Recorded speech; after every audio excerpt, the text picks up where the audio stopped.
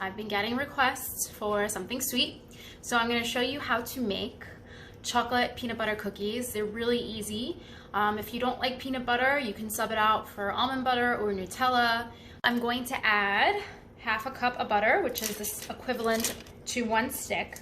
When I'm baking, I use sweet unsalted butter, but if all you can find is salted butter, that's fine. Just leave the salt out of your recipe. So to the bowl, we're adding butter, and I have here half a cup of dark brown sugar and half a cup of white sugar. I cream together the butter and the sugar, and I want to show you guys. It gets light and fluffy, and it's a little easier to see when you have white sugar. It gets like a pale yellow color, but it's important to start with softened butter.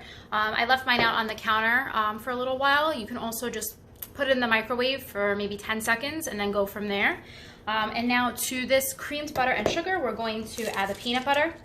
You could do this recipe without the peanut butter if you don't have any, and you would just take this half a cup, and I would use butter instead of peanut butter.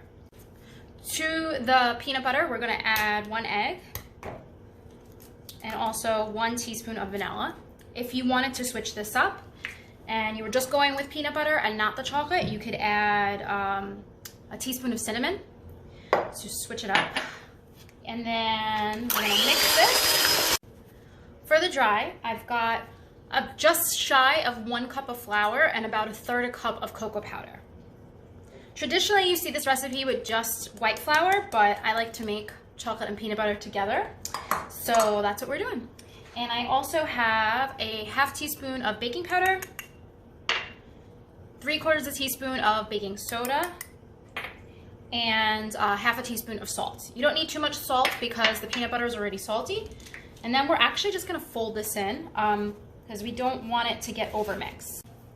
Okay, so my cookie dough has been in the freezer for about 15-20 minutes, and I have preheated the oven to 350 degrees. And what I started to do was using a 1 tablespoon scoop. I'm filling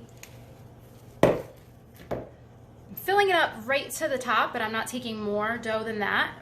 Now I'm transferring it to my hand, rolling it in my hand, and then rolling it in a bowl that I have set aside with sugar.